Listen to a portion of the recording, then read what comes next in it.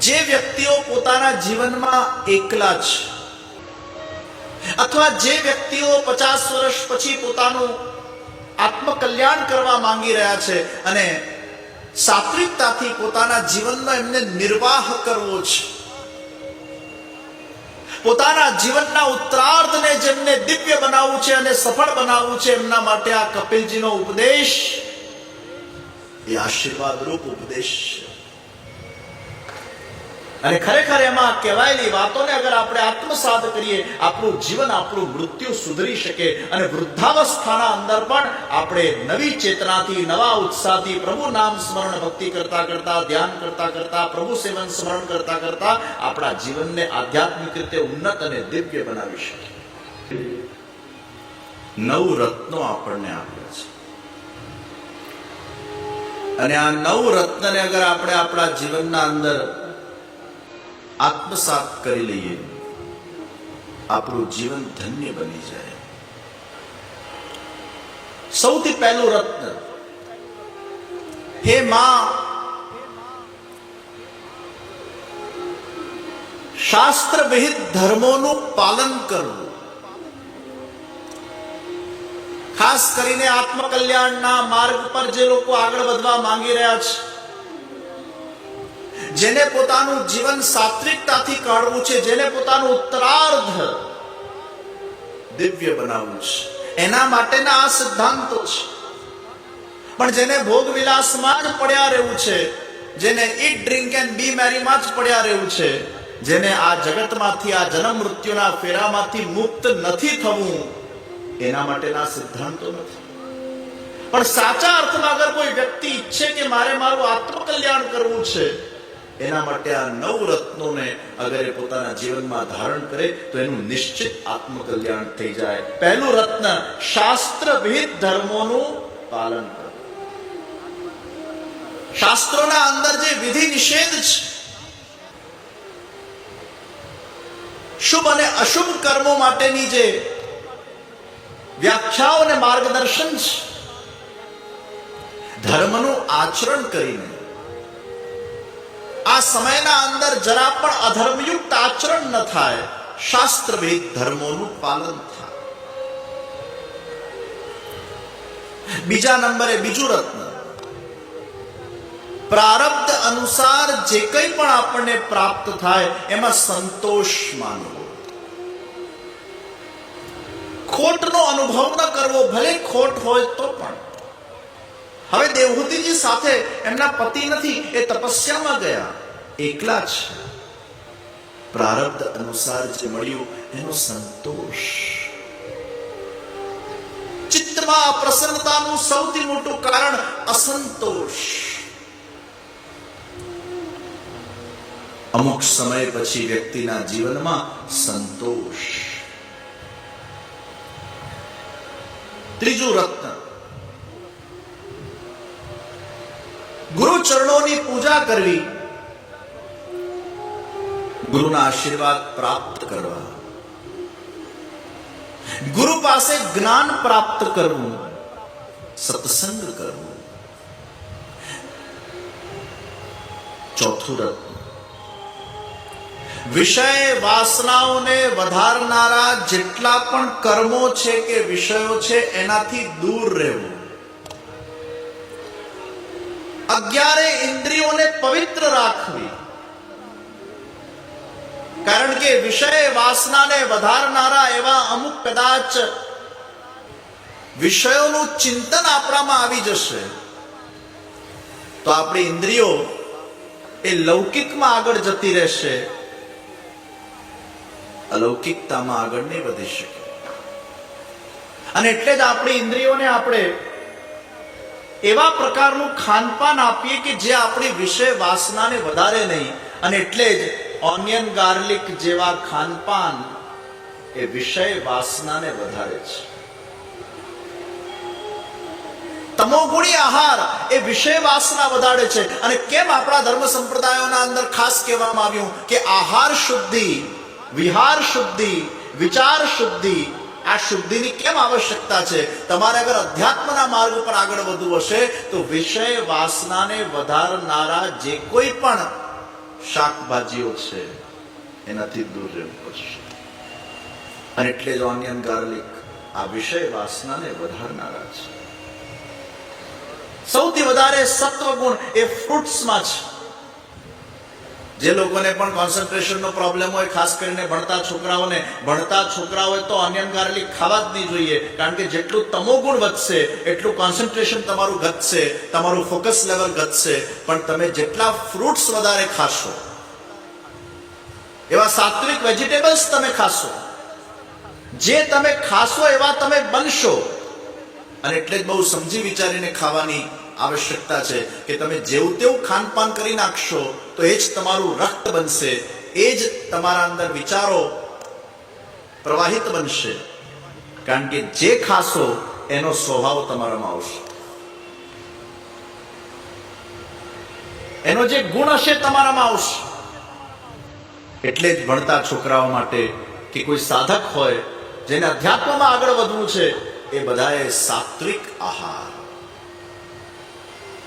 સત્વગુણ.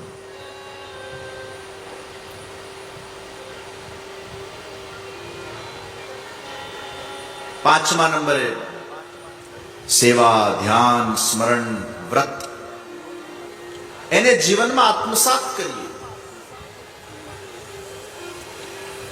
એકાદશીનું વ્રત આપણે કરતા હોઈએ છીએ.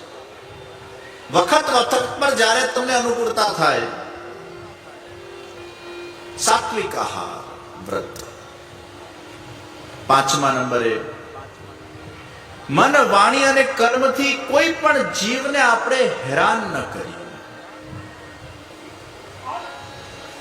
ભૂલે ચૂકે પણ આપણી કોઈ વાતથી કોઈ હર્ટ થઈ જાય, કોઈને દુઃખ પહોંચે, કોઈને ઠેસ પહોંચે, એવું ન કરીએ. મન, વાણી અને કર્મથી કોઈ પણ જીવ હર્ટ ન થાય, કોઈને ઇન્ટેન્શનલી હેરાન કરવામાં ના આવે, એની કાળજી રાખીએ. 6મા નંબરે આવશ્યકતાથી વધારે વસ્તુઓનું સંગ્રહ કરવું નહીં. 7મા નંબરે બ્રહ્મચર્યનું પાલન કરવું. અધ્યાત્મ માર્ગમાં જેને આગળ વધવું છે, ગ્રસ્તાશ્રમને ન્યાય આપ્યા પછી અગર એને કોઈ યોગ કરવો છે, કર્મ, જ્ઞાન કે ભક્તિ, એના અંદર રહેલી સર્જનાત્મક શક્તિનો વ્યય ન કરે, એ સર્જનાત્મક શક્તિનો સંચય કરે, બ્રહ્મચર્યનું પાલન કરે, જેથી કરીને એની જે ઉર્જા છે એ નીચે વહી ન જાય, એની ઉર્જા ધીરે ધીરે ઉપર તરફ વહેવા લાગે અને એમાં અપાર શક્તિ એને પ્રાપ્ત થતી જાય. અને બ્રહ્મચર્યમાં ખૂબ શક્તિ છે, જે એને યોગના અંદર ખૂબ સહાયરૂપ થાય છે. 8મા નંબરે સ્વાધ્યાય કરવો, નિત્ય સ્વાધ્યાય. અને 9મો રત્ન, બને એટલો સમય મૌન રાખવું. મેં પ્રથમ દિવસની કથામાં પણ કીધેલું કે મૌનના અંદર ખૂબ શક્તિ છે. જે વ્યક્તિ મૌન પાડે છે એનું કોન્સન્ટ્રેશન લેવલ વધી જાય છે, એનું મન શાંત થઈ જાય છે, એના ચિત્તના અંદર પણ શાંતિ આવે છે, એનું ક્રિએટિવિટી વધી જાય છે, એની ચિંતન શક્તિ વધી જાય છે. કોઈ વિષય ઉપર તમારે અગર વિચાર કરવો હોય, એ પહેલા તમે મૌન રાખો, તમારું ચિંતન વધી જશે, વધારે સારું ચિંતન થઈ શકશે, તમારું મેમરી પાવર વધશે. અને એટલે જ મેં પહેલા દિવસની કથામાં કીધેલું કે ભણતા છોકરાઓએ પરીક્ષાના પહેલા મૌન રાખવું જોઈએ. અગર 3 વાગ્યાનો પેપર છે તો સવારે ઉઠતાના સાથે મૌન પાડો, 3 વાગે પરીક્ષા આપો, અને પરીક્ષા પૂરી થાય પછી તમે બોલો. એ પરીક્ષા પહેલા તમે મૌન રાખશો, તમારું કોન્સન્ટ્રેશન લેવલ વધી જશે. વૃદ્ધાવસ્થાના અંદર મૌન પાડવું જોઈએ, કારણ કે આપણે જેટલું બોલીએ છીએ ને, આપણી એનર્જી એટલી વેસ્ટ થાય છે. એવું કહેવાય છે કે 3-4 કલાક આપણે એક ધાર્યું બોલીએ તો 8 કલાક પેલો તડકામાં મજૂર જે કામ કરે એની જેટલી એનર્જી જાય એટલી આપણી એનર્જીનો વ્યય થઈ જતો હોય છે. એટલે મૌન, એનર્જીને સંગ્રહિત કરો. અને તમે મૌન રાખશો ને, you will feel more energetic from inside. Stress, anxiety, fear આ પણ મૌનથી અને ભગવત ચિંતનથી અને મૌનના અંદર અગર આપણે વ્રત કરીએ અને જપ અનુષ્ઠાન ધ્યાન કરીએ તો ધીરે ધીરે આ અભ્યાસથી આપણા મનના ઘણા બધા વિકારોને આપણે દૂર કરી શકીએ છીએ. એટલે 9મું રત્ન કપિલજી આપે છે એ મૌન છે.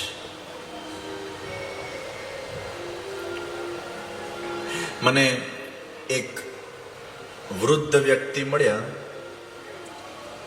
અને મને કહેવા લાગ્યા કે હવે આ વૃદ્ધાવસ્થાના અંદર પરિવારજનો સાથે આપણે રહેતા હોઈએ તો સુખી કઈ રીતે રહેવું.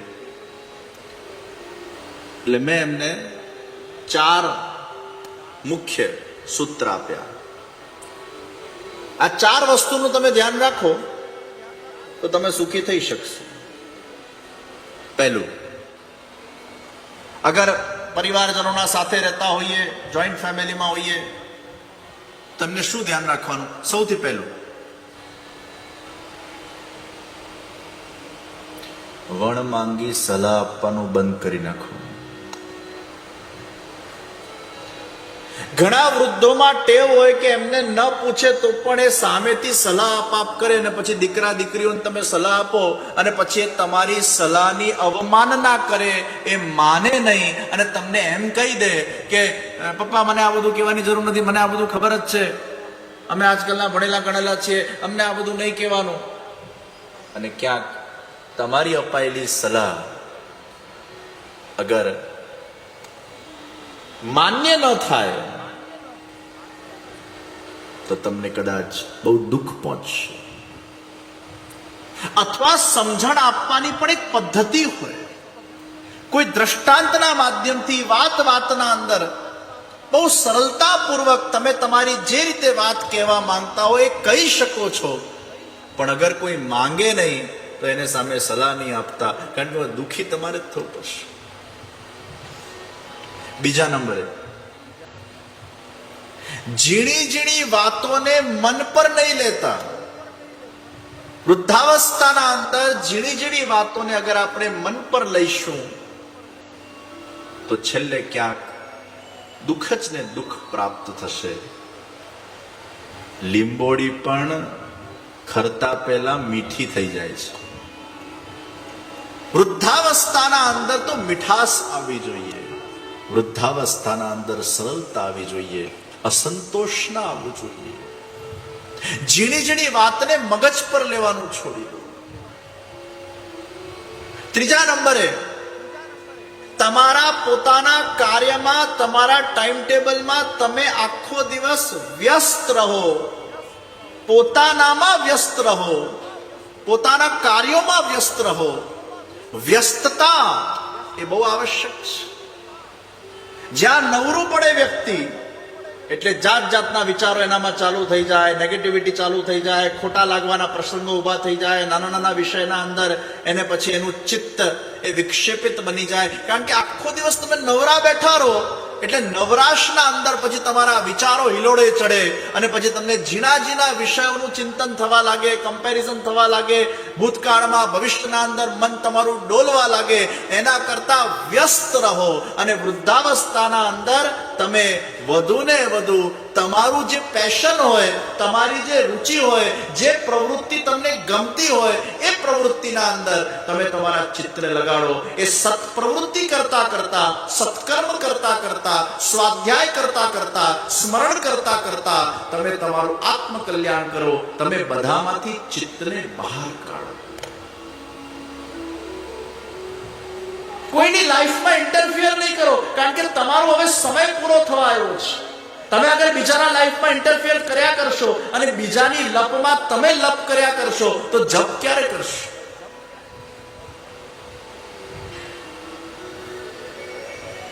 એક બહેનનો વર દારૂ પીપી બહેનને બહુ મારતો. બિચારા દુખી બહેન આવ્યા કે મારો વર મને બહુ મારે છે.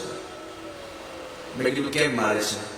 એ કે હું એને રોજ કહું છું કે કેમ દારૂ પીઓ છો, કેમ દારૂ પીઓ છો, કેમ દારૂ પીઓ છો? તમારા જેવા દારૂડિયા સાથે પરણીને હું તો હેરાન થઈ ગઈ છું. મેં કીધું એક કામ કરો, હવે એને કેમ પૂછવાનું છોડી દો. જે છે આ જ છે. તમે કેમ પ્રશ્ન પૂછવાનું છોડી દો, એને ટોકવાનું છોડી દો. હવે તમારી પણ ઉંમર થઈ છે, તમે શું કામ એને ઇન્સ્ટિગેટ કરો છો? તમે પ્રશ્ન કરવાનું છોડી દો. તમે તમારાથી મતલબ રાખો. તમને બધું બીજું બધું તો કરવા દે છે ને. મને કે બીજી મારામાં કોઈ રોકટોક કરે નહીં, મને સત્સંગ કરવા દે, મને સેવા કરવા દે, મને બધું જ કરવા દે, પણ એને હું છંછેડું ને એટલે પછી છંછેડાય. તો મેં કીધું છંછેડવાનું બંધ કરો ભાઈ. બોલે છંછેડો, એનામાંથી મગજ કાઢો. કદાચ ભગવાનની આ મોહભંગ લીલા છે. પતિમાંથી મગજ કાઢો, પરમેશ્વરમાં લગાડો અને સાથે રહો. તમે ભલે એકબીજાનું કર્તવ્ય નિભાવો, પણ અમુક અવસ્થા પછી પતિ પત્નીએ પણ મનથી ડિટેચ થવાનું છે. યાદ રાખજો, ફિઝિકલી નહીં, મનથી એકબીજામાં માથું મારવાનું છોડવાનું છે. એકબીજાના અંદર જ તમે માથું માર્યા કરશો તો પછી તમે ભક્તિ ક્યારે કરશો, આત્મકલ્યાણ ક્યારે કરશો? અને એકબીજામાં ચિત્ત રાખ્યા કરશો તો તમારું ચિત્ત એ અધ્યાત્મમાં કેવી રીતે લાગશે? અને એટલે જ સી થિયરી છે. તમે આમ સી બનાવો ને, આમ એટલે આ સી બન્યું, બે સી ને ઊંધા કરો આમ, તો તમે પહેલા તો જોડાયા એકબીજા સાથે. તમારું ગૃહસ્થાશ્રમને તમે સાકાર કર્યું. પછી ધીરે ધીરે કરતા કરતા આ સી આમ થઈ જાય છે. ખ્યાલ આવે છે? સી નું મોઢું તમે જોશો ને આમ થશે. આ જોડાયા પછી બંનેની પીઠ જોડાયેલી હશે એક સાથે, પછી પાછું એનું મુખડું આમ થઈ જશે. એટલે આ રીતે આવશે આમ.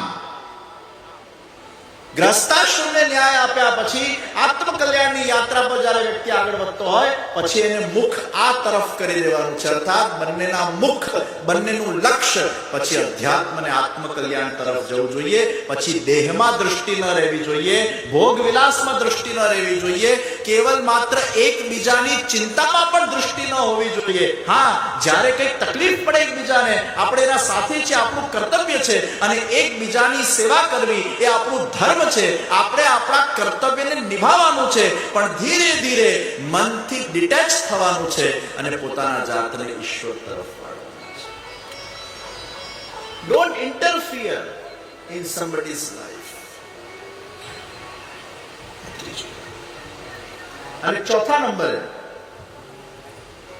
જે કપિલજીએ કીધું, મૌન રાખો. બને એટલો સમય મૌનમાં ગુજારો. આ સૂત્રોને આપણે આત્મસાત કરીને, આ નવરત્નોને આત્મસાત કરીને આપણે આપણા જીવનને ધન્ય બનાવી શકીએ છીએ. પ્રિયજનો, મનુષ્ય દેહ બહુ કષ્ટથી આપણને મળે છે. આપણે જ્યારે ગર્ભના અંદર હોઈએ છીએ, મલમૂત્રના અંદર હોઈએ છીએ, અને એ વખતે એ વિકારોના વચ્ચે અતિશય કષ્ટમાં આપણે આપણું જીવન જ્યારે કાઢતા હોઈએ છીએ, અને એ વખતે આપણને બધું જ યાદ આવે છે. કેટલા આપણા જન્મો થઈ ગયા, કયા આપણે કર્મો કર્યા. તમે વિચાર કરો, એક 10x10 ના રૂમમાં મલમૂત્રના વચ્ચે અગર તમને નાખી દેવામાં આવે અને 5 મિનિટ પણ તમને એમાં જો રાખવામાં આવે, તમારી શું સ્થિતિ થાય? એ નરકની યાતનાનો અનુભવ એ બાળક એ માના ગર્ભમાં કરે છે. અને એમાં જો પેલી માં અગર ગર્ભાવસ્થાના અંદર અતિશય તીખું ખાઈ લે તો એ બાળકને એવી બળતરા થાય, એવી બળતરા થાય.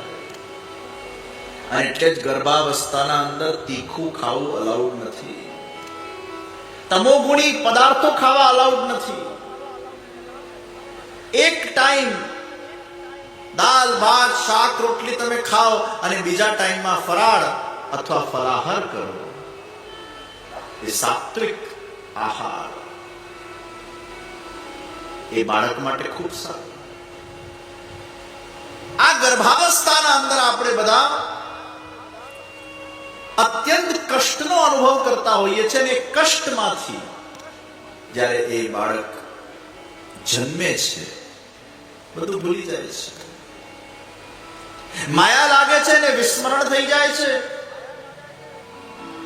પાછો મરે છે, પાછો જન્મે છે, પાછો મરે છે, પાછો જન્મે છે. આ જન્મ મૃત્યુની જે સાયકલ છે એમાંથી આપણને મુક્તિ મળતી નથી. અને એટલે જ એ બાળક ભગવાનને પ્રાર્થના કરે છે, હે પ્રભુ, મને બીજી વાર આ જન્મનું કષ્ટ જોઈતું નથી. એટલે બહુ આવશ્યક છે કે તમારા મૃત્યુ પહેલા તમારા બધા જ પ્રકારની વિષય વાસનામાંથી તમારું ચિત્ત હટી જવું જોઈએ. કપિલજી આપેલા જે આ 9 સિદ્ધાંતો છે એને આપણે આત્મસાત કરીએ. જેટલી અટેચમેન્ટ મૃત્યુ વખતે ઓછી, એટલું તમને મોક્ષ પ્રાપ્તિ કે ભગવત ધામ પ્રાપ્તિના યોગ બનતા હોય છે. છેલ્લે છેલ્લે બહુ બધું અટેચમેન્ટ લઈને જશો તો ભગવાન પાછું જન્મ આપશે, અને આ જન્મ મૃત્યુના સાયકલમાંથી આપણે બહાર નહીં નીકળી શકીએ. કપિલજીએ દેવહૂતિજીને જ્ઞાન પ્રદાન કર્યું, આખો ધ્યાનનો પ્રકાર એમને સમજાવ્યો, કઈ રીતે આસન સિદ્ધ કરીને પ્રાણાયામ કરતા કરતા શ્વાસો ઉપર ધ્યાન કેન્દ્રિત કરીને કઈ રીતે ભગવાનના દિવ્ય સ્વરૂપનું ચિંતન કરવું અને કઈ રીતે એમાં ચિત્તને ચોંટાડવું, એની આખી એક સુંદર વિધિ કપિલજીએ દેવહૂતિજીને समझाई है। तृतीय स्कंद को प्रणाम करके आइए हम चतुर्थ स्कंद के अंदर प्रवेश करें।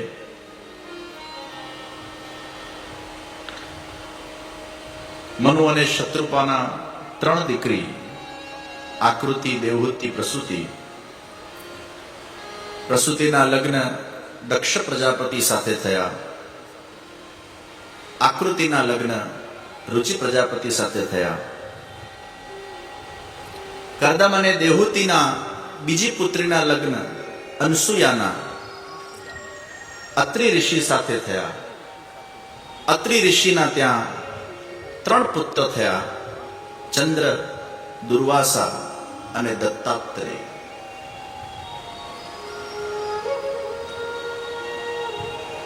અત્રિ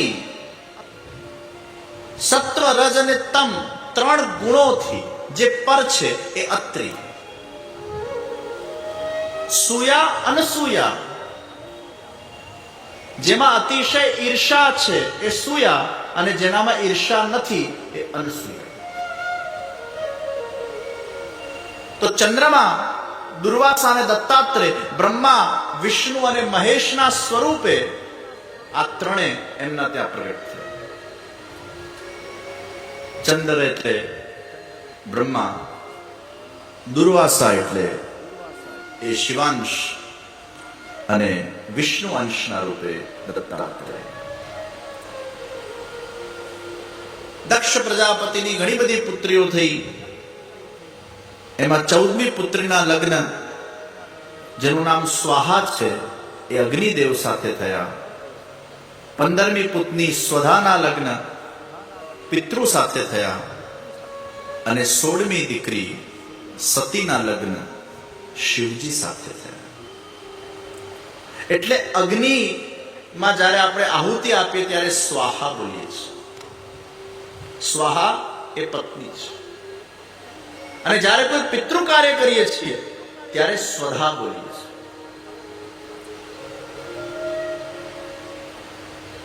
સતીના લગ્ન શિવજી સાથે થયા.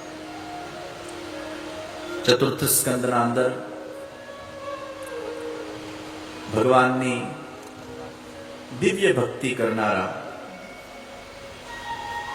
શ્રી ધ્રુવજીનું સુંદર ચરિત્ર છે. રાજા ઉત્તાનપાદ, એમની બે પત્ની સુરુચિ અને સુનીતિ સુનીતિનો પુત્ર ધ્રુવ અને સુરુચિનો પુત્ર ઉત્તમ.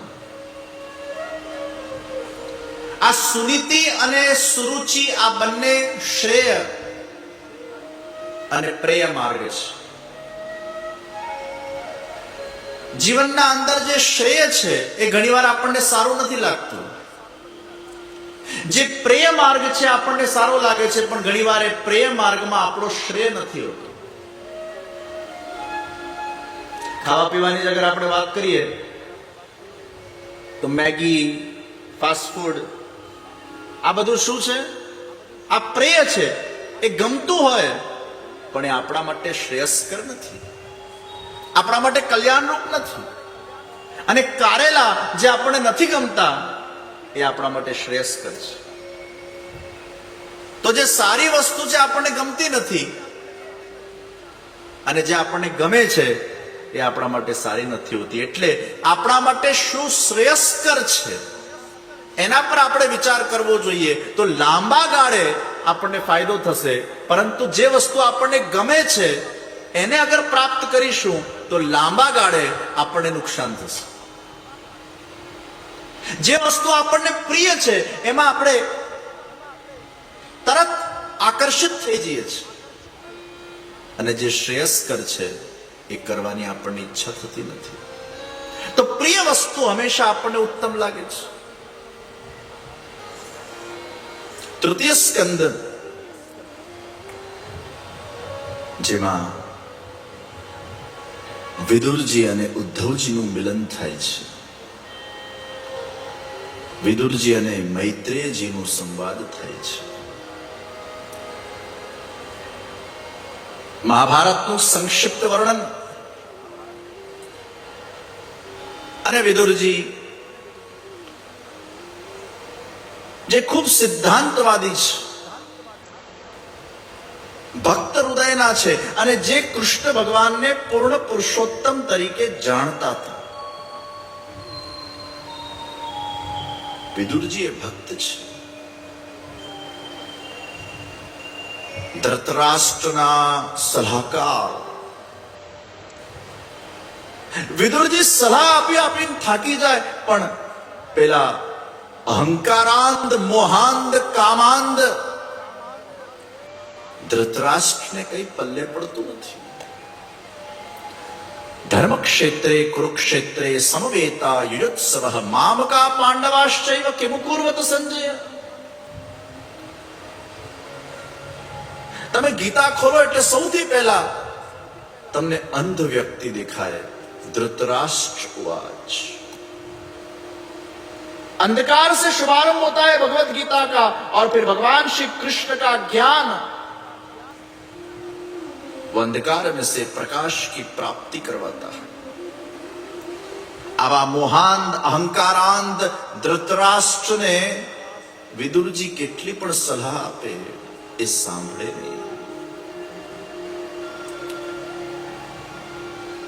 આપણે ત્યાં કહેવાય ને, ભેંસના આગળ બીન ન વગાડાય. વિદુરજીનું દુર્યોધને અપમાન કર્યું. વિદુરજીએ રાજ્ય છોડ્યું. એક નાની કુટીના અંદર આવીને બિરાજમાન થયા. નિત્ય સવારે ઉઠીને બ્રહ્મ મુહૂર્તમાં જપ કરે, ધ્યાન કરે, પ્રભુનું સ્મરણ કરે, અને વર્ષો વર્ષ સુધી એમને આ તપ કર્યું છે. એક જ ટાઈમ ભોજન કરે. એક ટાઈમ ભોજન, એક ટાઈમ ફલાહાર, સાત્વિક ભોજન. 12 વર્ષ સુધી આ ક્રમ એમનો ચાલ્યો, અને 12 વર્ષ પછી ભગવાન શ્રી કૃષ્ણની વિદુરના ત્યાં પધરામણી થઈ છે. 12 વર્ષ કન્સિસ્ટન્ટલી અગર તમે કોઈ પણ તપ કરો એ ફલીભૂત થાય છે. એવું નહીં માની લેતા કે 12 વર્ષ સુધી તમે કોઈ મંત્રનો જાપ કરો એટલે ભગવાનના તમને દર્શન થઈ જ જાય. ઠાકોરજી તો મનમોજી છે. એ કોઈ સમયથી બંધાતા નથી, એ કોઈ કાઉન્ટિંગ બંધાતા નથી, એ કોઈ ગણતરીથી બંધાતા નથી. એને મનમાં થાય તમે એકવાર શ્રી કૃષ્ણ શરણમ બોલો તોય દર્શન આપી દે, અને એને મનમાં આવે તો તમે હજારો વર્ષ સુધી તપસ્યા કર્યા કરો તોય દર્શન. ધ્રુવજીને તરત દર્શન આપી દીધા 6 મહિનાના કેવલ એક ઓછા સમયના અંદર. અને ઘણા ઋષિ મુનિઓએ વર્ષોના વર્ષ તપસ્યાઓ કરી તોય ભગવાને એમને દર્શન ન દીધા. ઈશ્વર કોઈ ગણતરીથી બંધાતો નથી, પણ હૃદયથી, ભાવથી, શ્રદ્ધાથી જ્યારે પ્રભુને આપણે યાદ કરીએ છીએ, પ્રભુનો જાપ કરીએ છીએ, ભગવાન નિશ્ચિત એમની કોઈ ને કોઈ સ્વરૂપે આપણને અનુભૂતિ કરાવી દે છે. ઘણીવાર સ્વપ્નમાં પ્રભુના આપણને દર્શન થાય. એ સ્વપ્નમાં દર્શન થવા એ પણ એક કૃપા છે. કદાચ પ્રત્યક્ષ આપણા આંખોની, આપણી આ ઇન્દ્રિયોની યોગ્યતા નથી પ્રભુના દર્શન કરવાની, તો પ્રભુ આપણને સ્વપ્નમાં દર્શન આપી દે છે. ભગવદ લીલાઓનું દર્શન સ્વપ્નમાં થઈ જાય. વિદુરજીના ત્યાં પ્રભુ પધાર્યા છે અને દુર્યોધનના મેવાઓ ત્યાગીને શાક વિદુર ખાય. પ્રેમના તંતુથી ભગવાન બંધાઈ જતા હોય છે. જ્યાં ભાવ છે, જ્યાં પ્રેમ છે, ત્યાં કૃષ્ણ છે. વિદુરજીના ત્યાં પ્રભુ પધાર્યા અને વિદુરજીના પત્ની તો એવા બાવરા થઈ ગયા કે કેળા ફેંકતા જાય, છિલકા ખવડાવતા જાય, કેળા ફેંકતા જાય, છિલકા ખવડાવતા જાય, અને શ્યામ સુંદર પણ એ છિલકા ખાતા જાય. વિદુરજી પધાર્યા. વિદુરજીને કહ્યું, અરે પ્રભુ આપ મેરે ઘર પધાર્યો. અરે બાવરી તો આ શું કરે છે? छिलका प्रभु ने, और प्रभु आप भी छिलके के खा रहे हो. अरे એટલા ભાવથી એને મને આ ધર્યો ભોગ, મને તો ભાવથી કઈ પણ ધરવામાં આવે એને આવું છું, કારણ કે હું પદાર્થ નથી જોતો, એના અંદર પ્રેમ જોઉં છું. વિદુરજી ધન્ય બન્યા છે. પ્રેમ લક્ષણા ભક્તિ, શુદ્ધ નિર્વિકાર પ્રેમ એ પ્રભુને પસંદ છે. એટલે ભગવાન કંચનોના પણ છે અને ભગવાન નિષ્કંચનોના પણ છે. કેટલાય પૈસાવાળો વ્યક્તિ હોય પણ એમાં પ્રેમ ન હોય તો ભગવાન એને દૂર રાખશે, પણ કોઈના પાસે પૈસો ન હોય પણ પ્રેમ હશે, ભગવાન એને પાસે બોલાવીને એને ક્યાંક પોતાની અનુભૂતિ ચોક્કસ કરાવશે. પૈસો હોય અને પ્રેમ હોય એ સોનામાં સુગંધ છે. એટલે ભગવાનના ઘણા બધા રાજસી ભક્તો પણ હતા જેને રાજ સેવા કરી છે, ખૂબ ઠાકોરજીને લાડાવ્યા છે, અને ઘણા પાસે પૈસો નતો તો કેવલ એમના ભાવથી પદ્મનાભદાસજીના છોલા ભગવાને આરોગ્યા અને છોલામાં ભગવાનને સંતોષ થઈ ગયો. મુझे और कुछ नहीं चाहिए, बस प्रेम चाहिए. તૃતીય સ્કંદના અંદર 13મા અધ્યાયમાં જ્યારે ભગવાનની ઈચ્છાથી બ્રહ્માજીએ આ સૃષ્ટિનું કાર્યનું શુભારંભ કર્યું,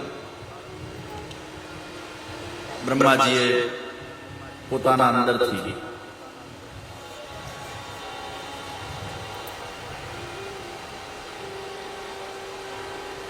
મરીચી, અત્રિ, અંગિરા, પુલત્સ્ય, પુલહ, કૃતુ, ભૃગુ, વશિષ્ઠ, દક્ષ, દેવર્ષિ, નારદ આ 10 ઋષિઓને પ્રગટ કર્યા. વાણીથી સરસ્વતીજીને પ્રગટ કર્યા. છાયાથી કરદમજીને પ્રગટ કર્યા. વામ ભાગમાંથી શત્રુપા પ્રગટ થઈ અને દક્ષિણમાંથી મનુ શત્રુપા.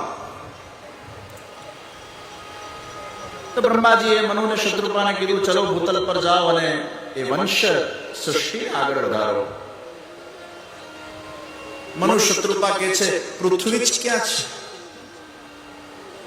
પૃથ્વી તો રસાતળમાં ગઈ છે. અને આ પૃથ્વીને રસાતળમાં લઈ જનાર કોણ છે? હિરણ્યાક્ષ. હિરણ્યકશિપુ અને હિરણ્યાક્ષ આ બંને ખૂબ મોટા અસુર. અને જ્યારે બ્રહ્માજી વિચાર કરી રહ્યા હતા કે આ પૃથ્વીને કઈ રીતે પુનઃ એની મૂળ જગ્યાએ સ્થાપિત કરવી, એ જ વખતે બ્રહ્માજીના નાસિકામાંથી ભગવાન વરાહનું પ્રાગટ્ય થયું. બોલો વરાહ ભગવાન કી જય. વરાહ ભગવાન સાથે હિરણ્યાક્ષનું યુદ્ધ થયું છે અને યુદ્ધમાં હિરણ્યાક્ષ પરાસ્ત થયો અને રસાતળમાંથી વરાહ ભગવાન એ પૃથ્વીને પુનઃ એની મૂળ જગ્યાએ સ્થાપિત કર્યો છે. આ હિરણ્યાક્ષ એ કોણ છે અને આટલો શક્તિશાળી કે પૃથ્વીને રસાતળ સુધી લઈ જાય?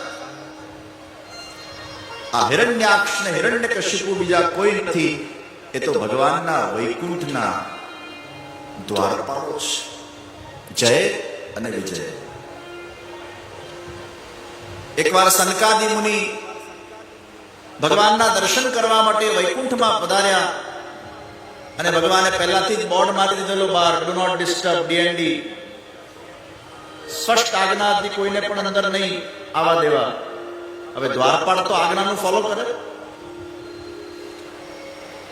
મુનિ આવ્યા, દ્વારપાળે ના પાડી.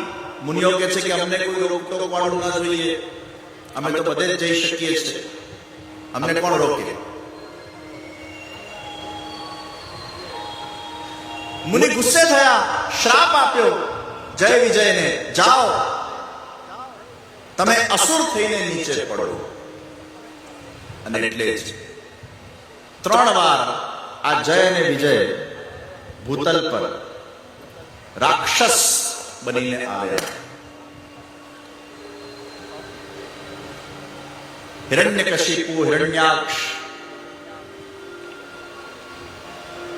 રાવણ અને કુંભકર્ણ અને શિશુપાલ અને દંતવક્ર. આ ભગવાનના વૈકુંઠના દ્વાર. આપણા જીવનના અંદર પણ જે કંઈ પણ આપણા સાથેની ઘટનાઓ ઘટિત થાય છે એના પાછળના ઘણા બધા કારણો હોય છે. એમાંનું એક કારણ ક્યાંક કંઈક ભગવદ લીલા સાથેનો પણ કોઈક સંબંધ છે. અગર કોઈ પુષ્ટિ જીવ હશે તો ભગવદ ગોલોક ધામમાં કોઈક ને કોઈક પ્રકારના એના અપરાધો થયા હશે એટલે ભૂતલ પર આવ્યો. એક કારણ હોય છે. પૂર્વ જન્મમાં તમે શું કર્યું એના આધાર પર એ પૂર્વ જન્મનો પણ પ્રભાવ એ તમારા આ જન્મમાં પડે છે. અને ત્રીજું, ગર્ભધાન વખતે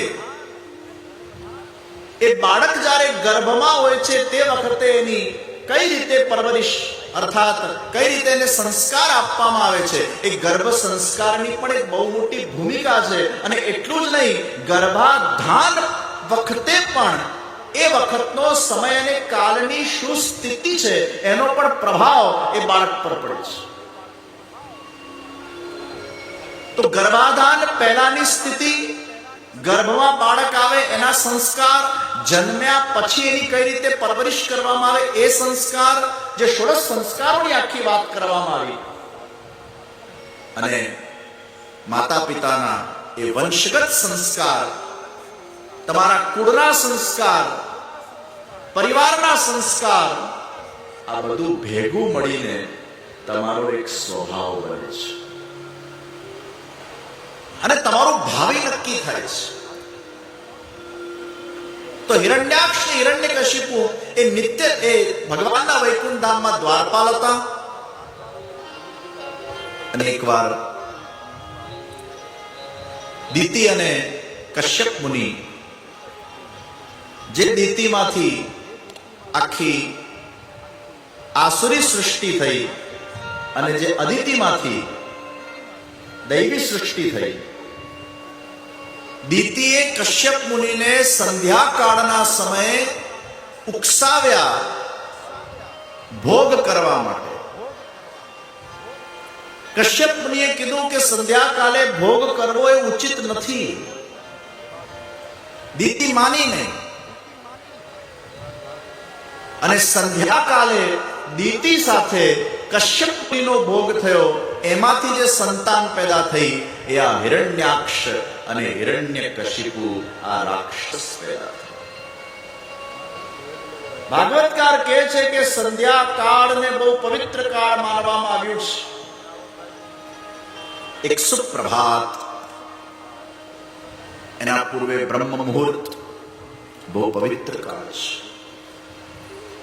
સવારે 4:45 વાગે જે વ્યક્તિ ઉઠે અને જે વહેલા ઉઠીને એ વખતે અગર ભગવત ચિંતન, ધ્યાન, જપ, પાઠ, અનુષ્ઠાન, વાંચન, સ્વાધ્યાય, લેખન, આ બધા માટેનો શ્રેષ્ઠ સમય પ્રાતઃકાળ, બ્રહ્મ મુહૂર્ત. મોટા ભાગે લોકો બ્રહ્મ મુહૂર્તના એ અમૂલ્ય સમયને ઊંઘવામાં કાઢે છે. આજકાલ યુવાનમાં એક નવી પદ્ધતિ, રાત્રે 3-3 વાગ્યા સુધી જાગે, કોફી પીને, ચા પીને ભણે અને સવારે મોડા ઉઠે.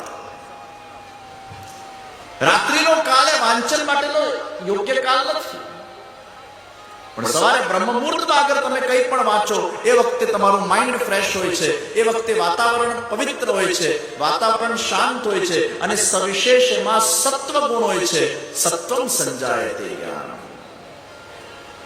એટલે સવારનો સમય એ સત્વ ગુણ, બપોરે રજો ગુણ, અને પછી રાત્રિએ તમો ગુણ. તો કાલના ગુણનો પ્રભાવ પણ વ્યક્તિના ચિત્ત અને મન પર પડતું હોય છે. ત્યારે સંધ્યાકાળ જે છે, આ સંધ્યાકાળનો સમય, એ વખતે બધા જ દેવો વિચરણ કરવા માટે ભૂતલ પર પધારતા હોય, લક્ષ્મીજી પધારતા હોય, ને એવા સમયે અગર વ્યક્તિ કોઈ પણ ભૌતિક કાર્ય કરે, ભોગ વૈલાસિક કાર્ય કરે, એ કાર્યને ઉચિત માનવામાં આવતું નથી. એટલે આપણે યુવાનોને ખાસ સમજાવવાનું છે કે સંધ્યાકાલે ભોગ નથી કરવાનો, સંધ્યાકાલે યોગ કરવાનો છે. સંધ્યાકાલે પ્રભુના દર્શન કરવાના છે, સંધ્યાકાલે પ્રભુનું સ્મરણ કરવાનું છે, સંધ્યાકાલે સત્સંગ કરવાનો છે, સંધ્યાકાલે ભોગ નથી કરવાનો. આ કાળ બહુ પવિત્ર છે. અને એવા સમયમાં અગર કોઈ વ્યક્તિ આ પ્રકારનું ક્રિયા કરે તો એના ત્યાં સંતાન પણ પછી એવા પ્રકારની થાય છે, કારણ કે કાલની બહુ મોટી અસર એ વખતે એ સંતાન પર પડતી હોય છે. એટલે ભાગવતકાર કહે છે. અને એટલે સમયનું મહત્વ, કાલનું મહત્વ, મુહૂર્તોનું મહત્વ, પૂર્ણિમા અમાવસ્યાનું મહત્વ, વદ આઠમથી લઈને અમાવસ્યા સુધી એ જે 7 દિવસ છે, એમાં ચંદ્રમા ધીરે ધીરે ક્ષીણ થાય છે. અને તમે વિચાર કરો, અગર ચંદ્રમાને જોઈને એ સમુદ્રના અંદર પણ ઓટ કે ભરતી આવી જતી હોય તો આપણા બધાના અંદર 72% પાણી છે. એ ચંદ્રમાને, એ સૂર્યની ઇફેક્ટ એ આપણા જીવનમાં કેમ ન પડે? એટલે વદ આઠમથી અમાવસ્યાનો સમય, એ દરમિયાનમાં ક્યાંક તમારા ચિત્તમાં અપ્રસન્નતા રહેશે, અને એ જ સુદ આઠમથી પૂર્ણિમાનો જે સમય છે એમાં તમારા ચિત્તમાં પ્રસન્નતા રહેશે. કારણ કે જેમ જેમ ચંદ્ર એ પૃથ્વીના નજીક આવે છે તેમ તેમ આપણા ચિત્તમાં શાંતિ ને પ્રસન્નતા વધતી જાય છે. અને એટલે જ પૂર્ણિમાના દિવસે લોકો ભગવાનના દર્શન કરવા જાય છે કે આપણું ચિત્ત પણ પ્રસન્ન હોય અને પ્રભુનું ચિત્ત પણ પ્રસન્ન હોય, અને પ્રભુ કૃપા કરે અને ક્યાંક આપણી ઈચ્છા એ પ્રસન્ન ચિત્તમાં પૂરી કરી નાખે. એટલે લોકો પૂર્ણિમાના દિવસે એ દર્શન કરવા જતા હોય છે. આપણા પુષ્ટિમાર્ગની હવેલીઓમાં એવું કોઈ પૂર્ણિમાના દિવસે દર્શન કરવાનું એવું વિધાન, आप कभी भी हवेली पे आओ, हमारे ठाकुर जी तो प्रसन्न ही रहते हैं और आप भी प्रसन्न हो के आओ. लेकिन મોટા ભાગે લોકોની આવી માન્યતા કે પૂર્ણિમા છે, ફૂલ મૂન ડે, એટલે પ્રભુ ખૂબ પ્રસન્ન હોય અને આપણે પણ પ્રસન્ન હોઈએ પ્રભુના દર્શન. બીજી પણ એની અમુક ઘણા બધા એના વિશ્લેષણો છે, લોકો આપતા હોય છે. તો કાલનો પ્રભાવ પડે છે. તો હિરણ્યાક્ષ હિરણ્યકશિપુ ભગવાને વરાહ અવતાર ધારણ કરીને રસાતલમાંથી પૃથ્વીને પુનઃ આસીન કરી.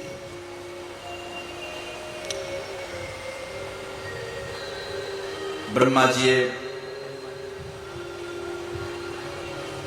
પોતાના છાયામાંથી કરદમ ઋષિને પ્રગટ કર્યા. અહીંયા મનુશત્રુપા જેમના પ્રિયવત ઉત્તાનપાદ સાથે દેવહૂતિ, આકૃતિ, પ્રકૃતિ, આ 3 દીકરી 2 પુત્ર, દેવહૂતિના લગ્ન એ કરદમ ઋષિ સાથે થયા છે. કરદમ ઋષિ ખૂબ મોટા તપસ્વી, અને જ્યારે તપસ્યા કરતા હતા ત્યારે ભગવાને એમને આજ્ઞા કરી કે મારે તમારા ત્યાં પુત્ર રૂપે પ્રગટ થવું છે. ભગવદ આજ્ઞાને શિરોમાન્ય કરીને કરદમ ઋષિએ ગ્રસ્તાશ્રમનો સ્વીકાર કર્યો, પણ શરત મૂકી કે ગૃહસ્થાશ્રમને ન્યાય આપ્યા પછી હું મારી તપસ્યામાં પાછો આસીન થઈ જઈશ. દેવહૂતિ એ પણ એક તપસ્વી જીવ છે, ખૂબ પવિત્ર, ખૂબ સાત્વિક, જે પતિની તપસ્યામાં સહાયક બની. એ દેવહૂતિ પતિની સફળતાના પાછળ પત્નીનો હાથ છે એમ કેમ કહેવામાં આવે? કારણ કે પતિ અગર કંઈક કરવા માંગે છે, એ કર્મયોગી બને, જ્ઞાનયોગી બને કે ભક્તિયોગી બને, અને પતિ બહુ વ્યસ્ત રહે, પત્નીને સમય ના આપી શકે, પતિ બહાર ફરતા હોય, એમના કાર્યમાં વ્યસ્ત હોય, અતિશય કર્મયોગી કોઈ હોય અથવા ભક્તિયોગી હોય, તપસ્વી હોય, એ ત્યારે જ એના યોગમાં સફળ થઈ શકે જ્યારે દેવહૂતિ જેવા પત્ની પ્રાપ્ત થાય, એક તપસ્વી પત્ની પ્રાપ્ત થાય, જે પતિના તપમાં સહાયક બને. તમે તો આખો દિવસ મોડા આવ કરો છો, મને તો ટાઈમ જ નથી આપતા. દુનિયા માટે તમને ટાઈમ છે, મારા માટે તો ટાઈમ જ નથી. આજની આવી દેવહૂતિ હોય એ પતિને તપસ્યા કરવા દે. અને એટલે જ દરેક સફળ પુરુષના પાછળ એક સફળ પત્ની, એક પત્ની કઈ રીતે સફળ પત્ની બની? પતિની સફળતામાં એ સહાયક બની. થોડું એનામાં સહન શક્તિ, એક્સેપ્ટન્સ, અન્ડરસ્ટેન્ડિંગ, અને જ્યારે પતિ વ્યસ્ત હોય ત્યારે એમને સહકાર આપવું, આવી એક ભાવના. પોતાના સ્વાર્થનો વિચાર ન કરીને એ પરમાર્થમાં જ્યારે એનો પતિ લાગેલો હોય ત્યારે એને પ્રોત્સાહન આપવું. અરે તમે મારી ચિંતા નહીં કરો, તમે તમારા પરમાર્થમાં લાગેલા રહો, હું તમારા સાથે છું. આવું કહેનારી પત્ની જે તપસ્યામાં સહયોગ આપે, એ નિશ્ચિત એ પતિના સફળતાના પાછળ એનો બહુ મોટો ભોગ હોય છે. અને તો જ પેલો પતિ યોગ કરી શકે. એ તો ઘરે પછી કંકાસ ચાલ્યા કરે, અને ઘરે પછી ઝઘડાઓ થયા કરે, અને ઘરે પછી જાત જાતના, એક તો થાકેલો પાકેલો ઘેર આવ્યો અને પાછું ઘરવાળી એને બૂમા બૂમ કરે, અને જાત જાતના પછી વિષયો કે એને હેરાન કરે, એટલે પેલો ફ્રસ્ટ્રેટ થઈ જાય. એ ઘરે આવે તો એને પત્ની તરફથી શાંતિ મળવી જોઈએ. પત્ની એના ફ્રસ્ટ્રેશનને દૂર કરે, એનું ફ્રસ્ટ્રેશન વધારે નહીં. એટલે એ થાક દૂર થવો જોઈએ. એના વ્યવહારથી, એના પ્રેમથી, એની વાતોથી, એની મીઠાશથી, એના સદગુણોથી, એના પ્રોત્સાહનથી. દેવહૂતિજીએ કરદમ ઋષિની તપસ્યામાં સહાયતા કરી છે. વળી પાછી આજની દેવહૂતિ એમ વિચાર કરે, બધું અમારે જ સહેવાનું, અમારે જ ભોગ આપવાનો, અમારે જ સેક્રિફાઈસ કરવાનું, અમારે જ ઘસાવાનું. અને આજના તો વળી પાછા એમ કે અગર છોકરાઓને લાલન પાલનની અર્થાત એમના પરવરિશની અમારી જેટલી જવાબદારી છે, તમારી પણ એટલી જ છે. 50% હું સંભાળીશ બાળકને, 50% તમારે. હવે પેલો બાળક સંભાળે કે ધંધો કરે, જોબ કરે કે પૈસા કમાય?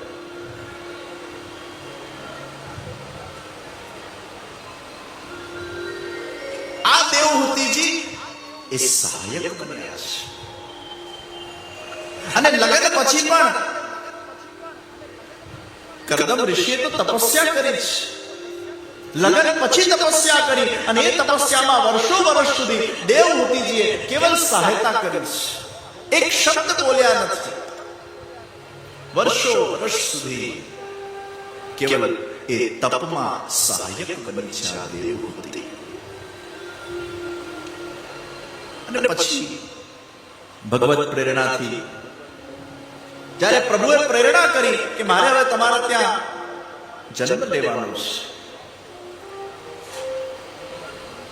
બિંદુ સરોવરમાં દેવહૂતિજીએ સ્નાન કર્યું છે, પોતાનું યૌવન પાછું મેળવ્યું છે. કરદમ ઋષિજીએ એક સુંદર વિમાન તૈયાર કર્યું. રત્ન જડિત વિમાન છે અને એમાં કરદમ અને દેવહૂતિજીનો વિહાર થયો છે. 9 કન્યાઓ થયા પછી 10મા પુત્ર તરીકે ભગવાન કપિલજીનું મંગલ પ્રાગટ્ય થયું છે. બોલો શ્રી કપિલ ભગવાન કી જય.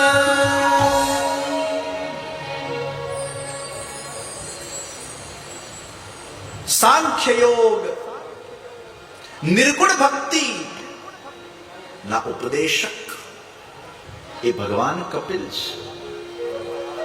અને વલ્લભાચાર્યજી મહાપ્રભુજીએ કપિલજી દ્વારા બતાડેલી જે નિર્ગુણ ભક્તિ છે, એ નિર્ગુણ ભક્તિને જ પુષ્ટિ ભક્તિનું નામ આપ્યું છે. સાત્વિક ભક્તિ, રાજસ ભક્તિ, તામસ ભક્તિ અને નિર્ગુણ ભક્તિ. સાત્વિક ભક્તો એ મોક્ષની કામનાથી ભક્તિ કરે છે. રાજસ ભક્તો પોતાની સકામ કામનાને પૂર્ણ કરવા માટે ભક્તિ કરે છે. અને તામસ ભક્તો એ ક્યાંક ને ક્યાંક અપ્રસન્ન ચિત્તથી, ફરિયાદના ભાવથી, ડરથી, ભયથી, ભગવાન અમારું કઈ ખોટું તો નહીં કરે ને, આ ભગવાનને ભજશું નહીં તો ભગવાન આપણું ખોટું કરી નાખશે, ડરથી. નિર્ગુણ ભક્તિ એમાં તો મોક્ષની પણ કામના નથી. તત્સુખ ભાવથી નિષ્કામ પ્રેમ લક્ષણા ભક્તિ આ નિર્ગુણ ભક્તિ છે.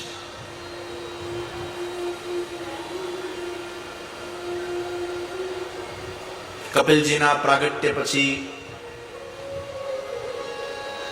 કરદમજી પોતાની તપસ્યામાં આસીન થઈ ગયા. દેવહૂતિજી એકલા પડી ગયા.